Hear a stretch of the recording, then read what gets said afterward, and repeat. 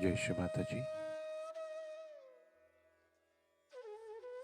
Let us all bow down to Shri Mataji, raise our Mother Kundalini, and put Bandhan.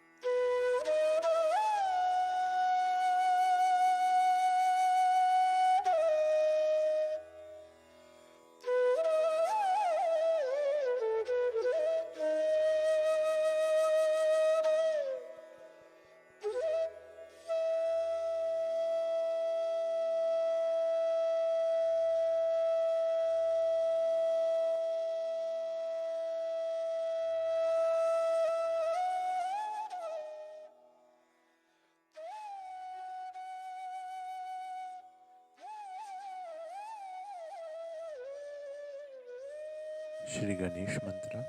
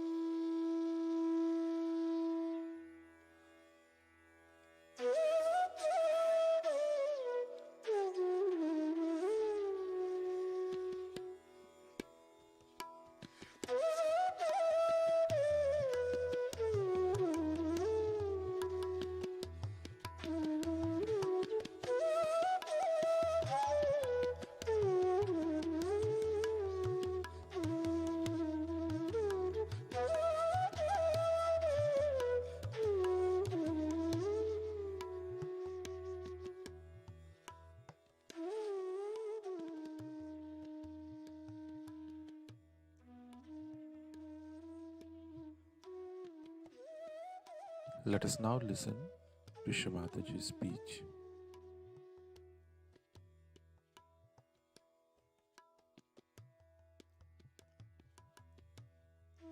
Everything in Sahaja Yoga is very scientific, is all pre-planned, I think, and is all significant. For example, today is Wednesday, and we have never had any puja on a Wednesday because I was born on Wednesday. So I was thinking if the puja starts before 12 o'clock, we'll be able to manage it because I was born at 12. So every child has to sleep after 12 o'clock. So I had to sleep. So it's so significant, you see. It's the first time we are having a puja on Wednesday. Normally I don't even travel on Wednesdays. So you can imagine that it's such a breakthrough, and I'm very happy that you all are ready for a puja and that we could break this rule also after such a long time. Because it was impossible for me to keep awake after 12. So I was trying. And I knew that you all also feeling very sleepy.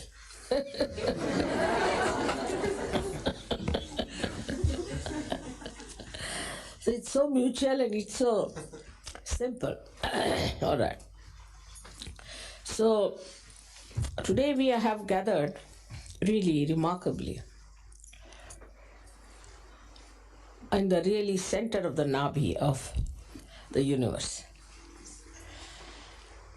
And I don't know how far I can go with the description of this great country, which we call as Greece. Also, in the Puranas, is described as Manipure Dvipe. The Manipur is the Nabhi Chakra, Manipur. And a Dvip means the island.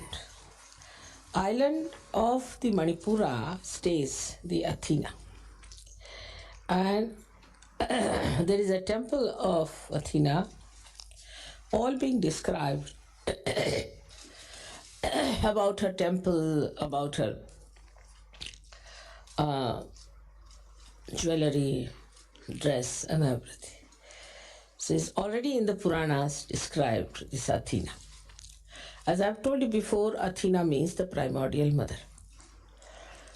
So now, one may say that why the primordial mother Adishakti should be on the Nabhi chakra of the universe. One may ask a question like that why she's placed on the Nabhi chakra. Because in the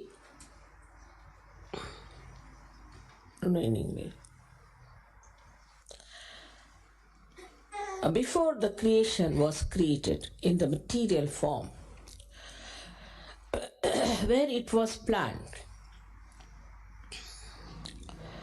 then there was something of the what we call is the Vishnu Loka.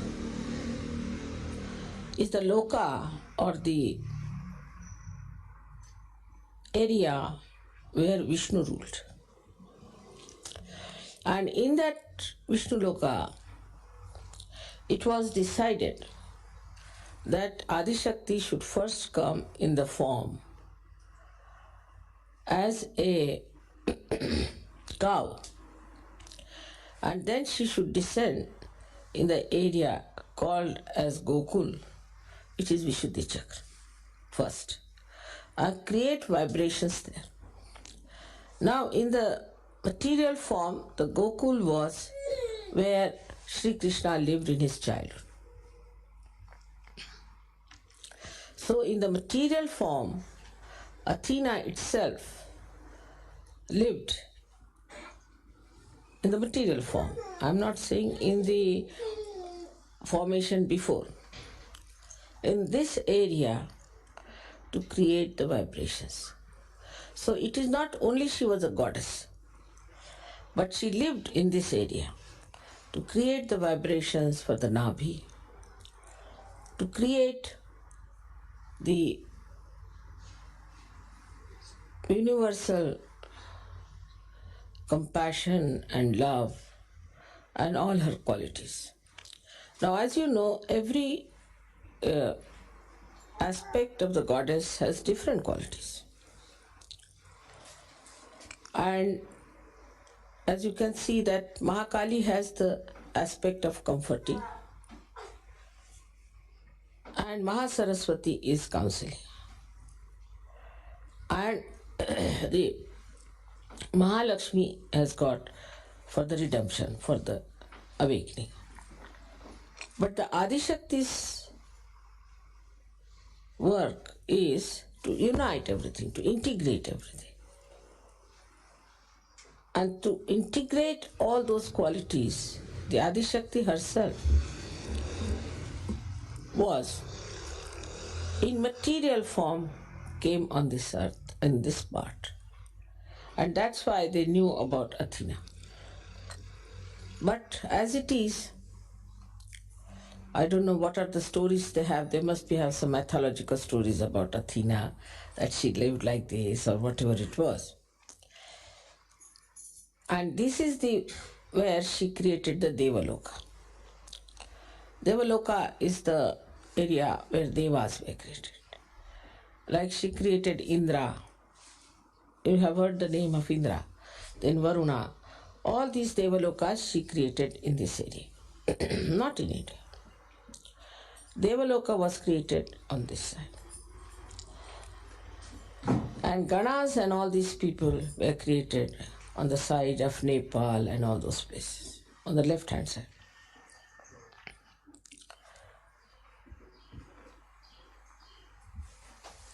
Now, unfortunately, after Socrates, who came here in such a condition when people were really absolutely ignorant, in the complete darkness of ignorance, they could not understand him. They could not understand Socrates at all. And so, like any other primordial master was treated by the people who were surrounding him, he was also very much ill-treated and nobody listened to him. But of course, as you know, he was primordial master and his wisdom is well known. And he created out of him disciples, but none of them could go anywhere near his wisdom. And they started their own theories, own styles. And that's how we find the accent from the philosophy that was Socrates' aim gradually came into political and then into economic side. So the attention was moved from philosophy to economics today, not towards the philosophy which was established by Socrates. We can say Socrates was the one primordial master after Abraham and Moses who really made it very clear cut understanding about spirituality. Of course, Moses and Muhammad, Abraham had different problems. Like Abraham had problems of talking to people who were really very, very ignorant. And Moses had problem with people who were very indulgent people. So he had to pass laws of Shariat. Moses passed the law of Shariat. And if you read Bible I think in the first verse only, it is written about Shariat. In the Irmaya, third book of Bible, that Moses had to pass these laws, different laws, to make people follow religion precisely. So he did not argue. He did not say why you should do it. Didn't give an answer. You do it like that. Because he thought these people are so ignorant that you cannot leave it to their freedom. That you understand this or that you see the point. He could not do that way. So he just said, all right, these are the laws, these are the things, and you have to follow. If you don't follow, then you will be killed, your hands will be cut, this will happen, that will. Because the people were of that time. Now, then you see how gradually, at the time of Socrates, people had evolved. They were much better people. So he could talk to them about something of wisdom, of honesty, of righteousness, of peace, of so many things he talked. And he could talk because people were worthy of that. Otherwise, he could have said, all right, you do this, you do that, you do that. But see the difference also in the circumstances, how what has happened. In the first circumstances, when Abraham had problems, then the people were absolutely good for nothing. Absolutely good for nothing. So he didn't know what to do with them. So only you can see in the time of Abraham that his own lifestyle is, that was just a system where the family was building up and the relationships were building up, and he tried to work it on that level. Then at the time of Moses, people evolved much more. They evolved, but still very ignorant. So they evolved to this point that he did not have to talk the things that Abraham talked. So he talked to them about getting out of Egypt, taking their freedom, getting out from there, and going to a place of more tranquility. But when they did that, he found these people on the way. When he went to get the 10 Commandments, when he came back, what he finds, Are you sure this is what you...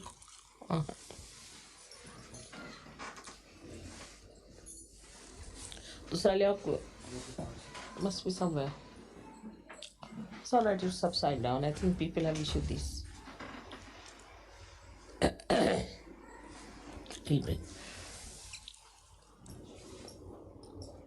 So the people who were at the time of Moses, when he had gone to get the 10 Commandments, started indulging into very, very immoral character, extremely immoral character. They were very immoral and were doing such horrible things that nobody can believe that anybody who tried to escape from the Egyptians were worse than the Egyptians themselves. So he gave this Shariat to them to change. Now then came the time when people were, despite all that, people were not so good, we can say, at the time of Christ. But they were not so immoral. They also could not understand Christ. So you see, despite all the human evolution, the human awareness evolving, the understanding about spirituality was very poor. And you could not talk to them. Now you can also see the circumstances of things. When the circumstances are such, like at the time of, say, Moses, that people are extremely immoral, they are doing all kinds of bad things, they are not bothered about their own destruction. The incarnations had to move absolutely to the right because they were so left-sided. So the incarnations had to move absolutely to the right and say that if you do like this, this we'll have to do, the violence part. So they took to violence. So the circumstances made the reactions of the people.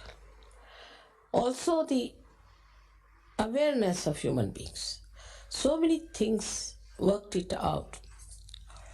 Say, for example, when Athena came on this earth, her job was to create a integrated force which will have the whole Chaitanya spread like an integrated force. So that when it will be all disintegrated later on, it can integrate. So the Greeks have a job, special job, is to integrate.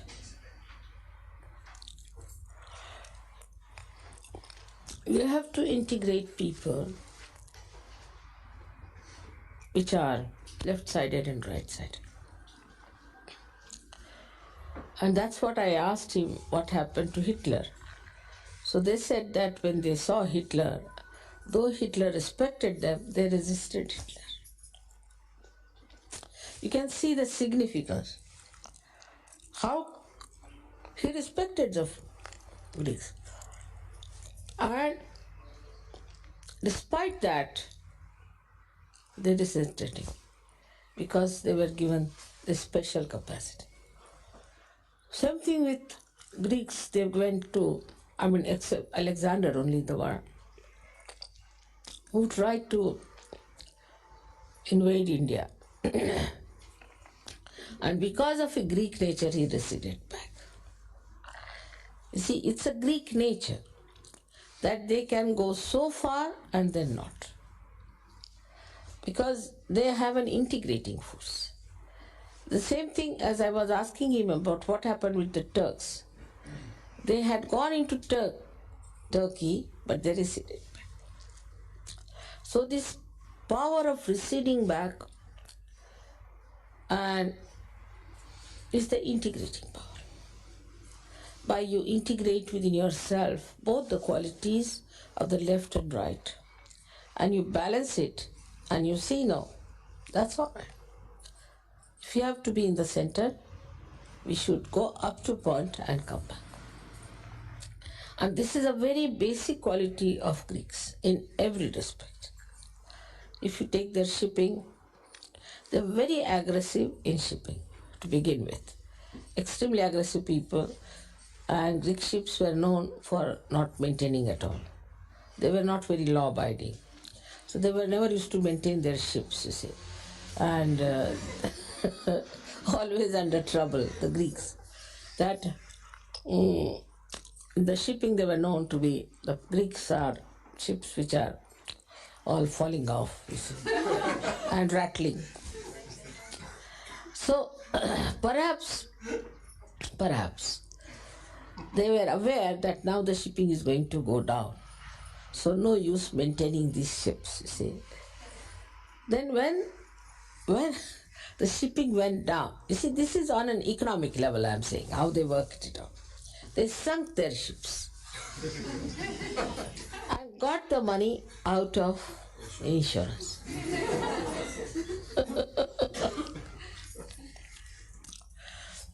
That is a typical Greek style of behavior. Is that they know already, it's a kind of a wisdom. They know that how far to go. Like we can see now, Onassis also married this mad woman, Kennedy's wife, because he must have realized that Kennedy never gave her any security, so he married her. All right. He married her up to a point. But most of his property went to his daughter, not to Mrs. Kennedy. This balance and this wisdom is a special Greek style of life. That's why you might say that they are not overdeveloped like Americans are. But now Americans are realized that they are idiots. But Greeks can never become idiots, whatever you may try. They are very sharp and very intelligent, but they know how far to go with everything. Or what is the reason for this? The Athena. So Athena is the one Adishakti, and she created Ganesha here. And the balance of the universe or all the dharmas is in the Nabhi Chakra. And so the people over here are very balanced. You can find them very in their language, in their styles, very deep. One may say because they are traditional people, they have long traditions. But Egypt had also long tradition. Of course, Egyptians are, in a way, wiser than all other Islamic countries. But not like Greeks. Not like Greeks. We have Chinese also who are very wise. And they are known to be people of deep understanding. But they are not like Indians. So what is lacking in all these people is the depth of awareness. Because though in China also Mother of Mercy came and she really bestowed blessings upon them, and China rose also afterwards into her own glory and became quite a good industrial, developed country, we can say, very powerful. But still, that kind of regimentation could not be borne because after all, Mother Mercy was there. Do you know you have one Mother Mercy to give, you given me, one, Kuan Yin, same thing, Kuan Yin, and she's the same thing called as Mother of Mercy. And the second one was given by Gregor recently. And you see what's happening in China now. So the effects of these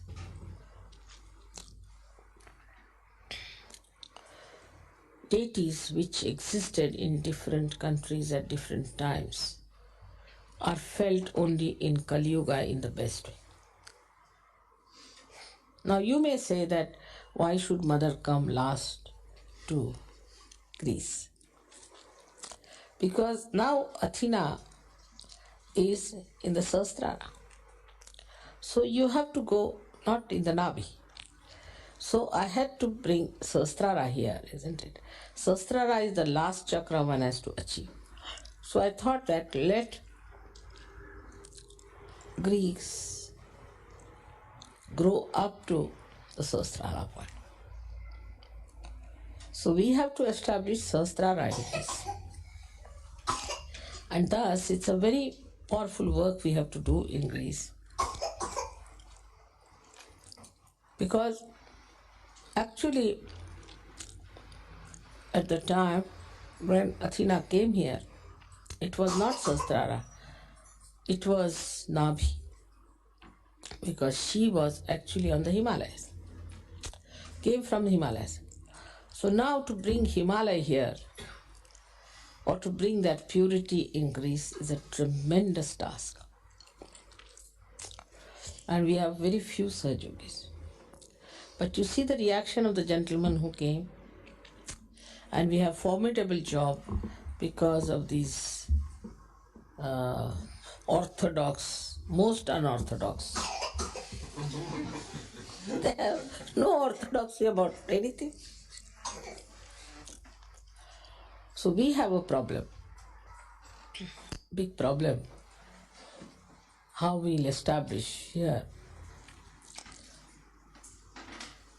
The Devaloka was formed here, and Devas were here, they rule here, no doubt. But in the human awareness, they were brought down to the human level. Like Zeus was Parshurama. Parshurama, the one who was an incarnation to announce the advent of Sri Rama.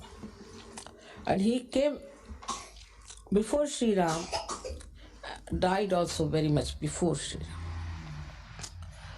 But they painted Zeus as a man who was a womanizer.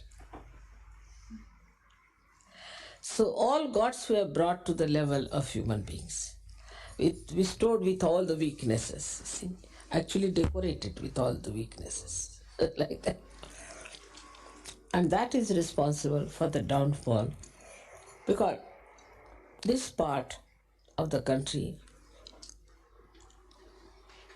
is on the pattern of Devaloka, reflection of that. But this Devaloka is now, we see, has become just the opposite. Because deities have been brought down to such a low level, to such degrading level. Even the mythology also in India talks about them like this. Not to such an extent. Like Zeus they don't talk, but about Indra they talk. And like Indra's description comes like this, that the king Hiranyakashipu's wife was living, his wife, Hiranyakashipu's wife, was a saintly lady, and Hiranyakashipu was ruling in the area of, you can say, Kandahar and Afghanistan and all these places. And from here, Indra went down and took away the wife. I mean, they incarnated, the gods incarnated here.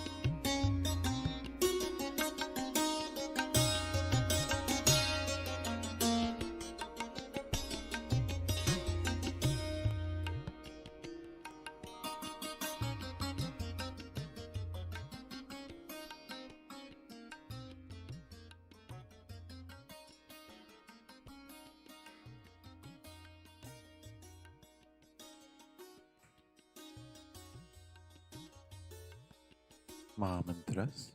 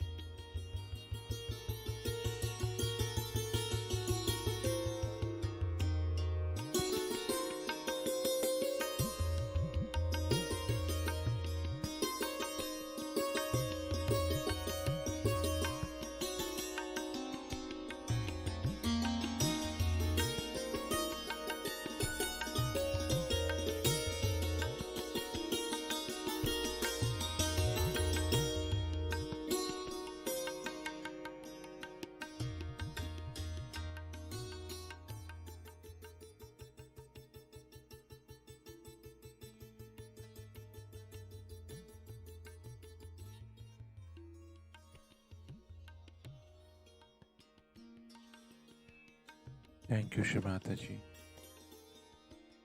for this beautiful morning meditation. Let us all bow down to Shri Mataji, raise our Mother Kundalini, and put Bandhan.